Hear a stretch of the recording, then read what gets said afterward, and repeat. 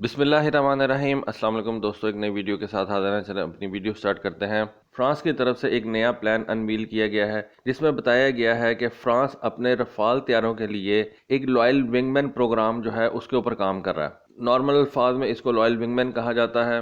अब ये जो रफाल तैयारी के लिए लॉयल विंगमैन का प्रोग्राम है, ये रफाल के एक नए वेरिएंट के साथ जो है वो शुरू किया जाएगा। इस वक्त रफाल का जो लेटेस्ट वेरिएंट है उसको रफाल F4 स्टैंडर्ड बोला जाता है। जिस तरह से F16 ब्लॉक्स के अंदर डेवलप किया गया है, यानी कि ब्लॉक 15, ब्लॉक 25, अब इस वक्त ब्लॉक 70, 72 चल रहा है। रफाल तैयारे को जब अपग्रेड किया जाता है तो उसको F3 वेरिएंट, F4 वेरिएंट, इस वक्त F4 वेरिएंट चल रहा है रफाल का, और जो आने वाले दिनों में रफाल तैयारे का नया वेरिएंट इंट्रोड्यूस करवाया जाएगा उसको F5 वेरिएंट बोला जाएगा। तो ये जो कोलैबोरेटिव कॉम्बैट एयरक्राफ्ट यानी कि UAV होगा जो रफाल तैयारे के साथ मिलकर कॉम्बैट में जाएगा, ये रफाल के F5 वेरिएंट के साथ जो है वो काम करेगा। F4 वेरिएंट इस वक्त इस काबिल नहीं है कि उसके साथ ये UAVs जो हैं वो वर्क कर सकें। डेफिनेटली वर्किंग उनके ऊपर चल रही है और F4 वेरिएंट्स को ही मॉडिफाई वगैरह जो है वो इस वक्त किया जा रहा है। लॉयल विंगमैन का कॉन्सेप्ट सबसे पहले हमारे सामने ऑस्ट्रेलियन एयरफोर्स की तरफ से आता है, क्योंकि ऑस्ट्रेलियन एयरफोर्स तो इस मामले में काफ़ी ज़्यादा आगे जा चुकी है।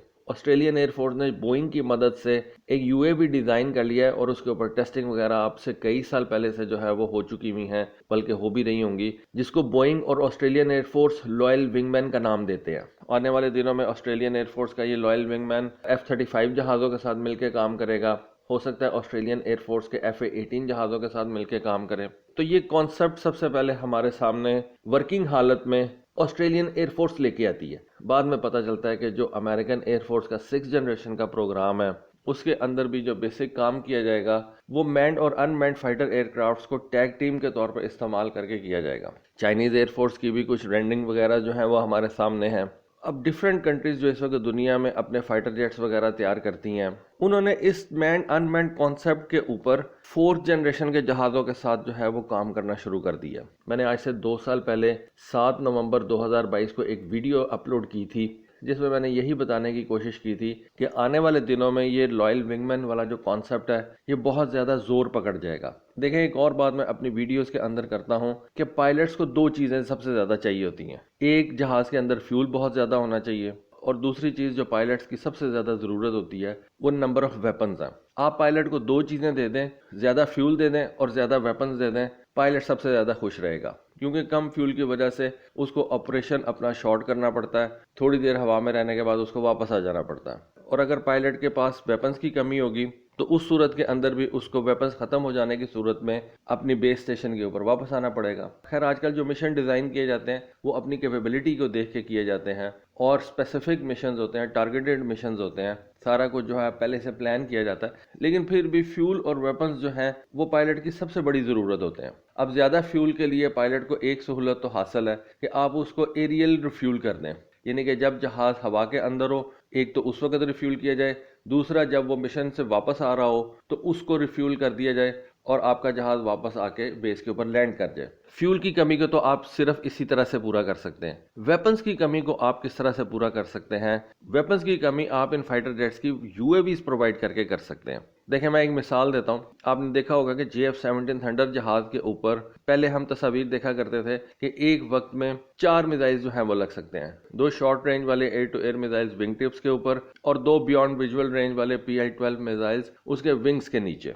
JF-17 थंडर के बाकी 3 जो हार्ड पॉइंट्स हैं उनके ऊपर आपको फ्यूल टैंक्स नजर आते हैं। फिर बाद में हमने देखा कि JF-17 थंडर के ऊपर ये डुअल रैक्स लगा के तो BVR मिसाइलों की तादाद 2 से 4 कर ली गई। इससे भी आपको समझ में आती है कि मेन फोकस वेपन्स के ऊपर होता है और एक सॉर्टी के अंदर आपका जहाज कितने वेपन्स लेके जा सकता है ये बहुत इंपॉर्टेंट बात होती है।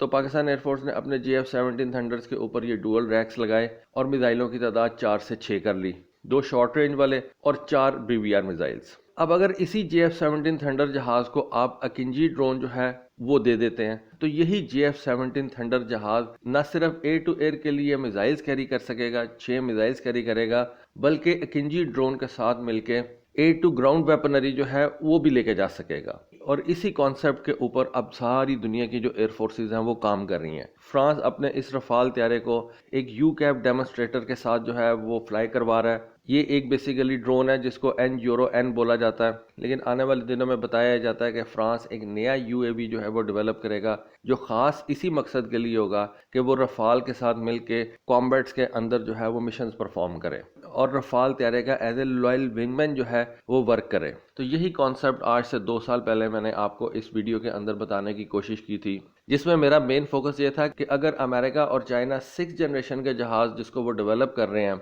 उनके साथ ये लॉयल विंगमैन जहाज उड़ाने की बातें करते हैं, तो ये लॉयल विंगमैन जहाज 4th जनरेशन के जहाज़ों के साथ क्यों नहीं डेवलप किया जा सकता। लॉयल विंगमैन का मेन काम तो यही है ना कि एक सॉर्टी के अंदर आपका 6th जनरेशन का जहाज जो है वो ज़्यादा से ज़्यादा वेपन्स लेके जा सके, ज़्यादा से ज़्यादा सेंसर्स जो हैं वो उठा के लेके जा सकें, क्योंकि ये लॉयल विंगमैन दोनों तरह से काम कर सकते हैं, वेपन्स भी लेके जा सकते हैं, डिफरेंट किस्म के सेंसर्स भी लेके जा सकते हैं। और जो क्रूड एयरक्राफ्ट 6th जनरेशन का या 5th जनरेशन का या अब कह लें 4th जनरेशन का भी इन यूएवीज को कंट्रोल करेगा, वो इस यूएवी के सेंसर्स को भी इस्तेमाल करेगा और इस यूएवी के वेपन्स को भी इस्तेमाल करेगा। फ्रांस वाले इस रफाल तैयारे को इन यूएवीज के साथ इस वजह से भी इस्तेमाल करना चाह रहे हैं क्योंकि फ्रांस रफाल तैयारों को न्यूक्लियर स्ट्राइक मिशंस के लिए इस्तेमाल करता है। न्यूक्लियर स्ट्राइक मिशंस के लिए जब इस्तेमाल करता है, क्योंकि देखें अमेरिका और रशिया के पास तो स्ट्रेटेजिक बॉम्बर्स हैं, उनको तो ज़रूरत ही नहीं है ना। स्ट्रेटेजिक बॉम्बर तो न्यूक्लियर वेपन्स जो है वो भर के ले जाएगा और स्टैंड ऑफ रेंज के ऊपर जाके उनको फायर कर देगा,